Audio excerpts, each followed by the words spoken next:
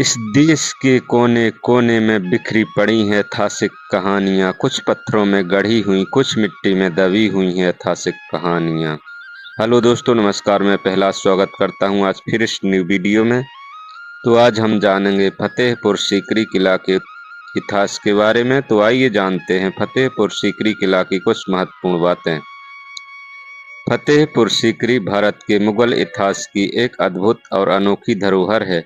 यह आगरा जिले में स्थित है और मुगल सम्राट अकबर द्वारा बसाई गई एक योजनाबद्ध ऐतिहासिक नगरी थी। फतेहपुर सीकरी का प्राचीन इतिहास। मुगल काल से पहले फतेहपुर सीकरी एक छोटा सा गांव था जिसे सीकरी कहा जाता था। यहाँ 15वीं से 16वीं शताब्दी में महान सूफी संत शेख सलीम चिश्ती निवास करते थे। यह स्थान आध्यात्मिक दृष्टि से अत्यंत महत्वपूर्ण माना जाता था। अकबर और फतेहपुर सीकरी की स्थापना। सम्राट अकबर शासनकाल 1556 से 1605। सम्राट अकबर शासनकाल 1556 से 1605 को लंबे समय तक कोई पुत्र नहीं था। उन्होंने शेख सलीम चिश्ती से आशीर्वाद मांगा। संत के आशीर्वाद से अकबर को पुत्र रत्न की प्राप्ति हुई, जिसका नाम सलीम रखा गया, जो आगे चलकर जहांगीर बने।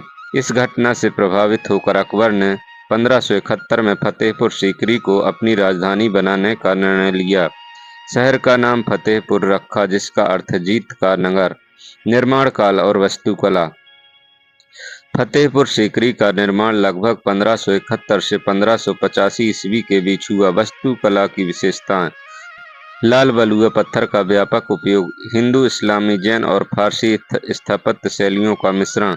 इसे भारत का पहला सुनियोजित नगर माना जाता है। प्रमुख इमारतें और उनके इतिहास। बुलंद दरवाजा 1601 ईस्वी में अकबर द्वारा गुजरात विजय की स्मृति में बनवाया गया। भारत का सबसे ऊंचा दरवाजा लगभग 54 मीटर। इस पर लिखा प्रसिद्ध वाक्य, दुनिया का एक पुल है, इससे गुजर जाओ, इस पर घर मत बनाओ। जामा मस्जिद। फतेहपुर सीकरी की सबसे बड़ी मस्जिद। मुगल स्थापत्य का उत्कृष्ट उदाहरण। शेख सलीम चिश्ती की दरगाह सफ़ेद संगमरमर से बनी, आज भी संतान प्राप्ति की मन्नत के लिए प्रसिद्ध अकबर की गहरी आस्था का प्रतीक है।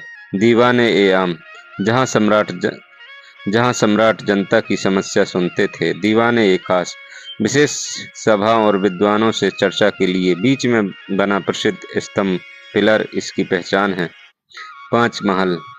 5 मंजिला महल रानियों और महिलाओं के विश्राम के लिए। फारसी और बौद्ध स्थापत्य का प्रभाव। जोधाबाई का महल, अकबर की राजपूत पत्नी जोधाबाई के लिए हिंदू स्थापत्य शैली का स्पष्ट प्रभाव। राजधानी का पतन और त्याग। इनकी भव्य नगरी होने के बावजूद अकबर ने 1585 ईस्वी में फतेहपुर सीकरी को छोड़ दिया।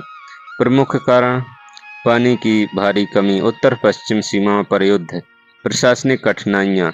इसके बाद यह शहर धीरे धीरे उजड़ गया और भूतों का शहर कहलाने लगा। ब्रिटिश काल और संरक्षण। ब्रिटिश शासन के दौरान फतेहपुर सीकरी को ऐतिहासिक स्मारक के रूप में संरक्षित किया गया। स्वतंत्र भारत में भारतीय पुरातात्विक सर्वेक्षण ASI ने इसके संरक्षण का कार्य संभाला है। यूनेस्को विश्व धरोहर। 1986 में फतेहपुर सीकरी को यूनेस्को विश्व धरोहर स्थल घोषित किया गया। यह मुगल स्थापत्य और अकबर की धार्मिक सहिष्णुता का प्रतीक है।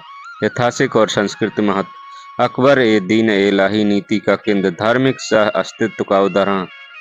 मुगल शासन की प्रशासनिक और कलात्मक शक्ति का प्रतीक। निष्कर्ष, फतेहपुर सीकरी केवल एक किला नहीं बल्कि मुगल काल की सोच, कला, आस्था और शासन प्रणाली का जीवंत दस्तावेज है।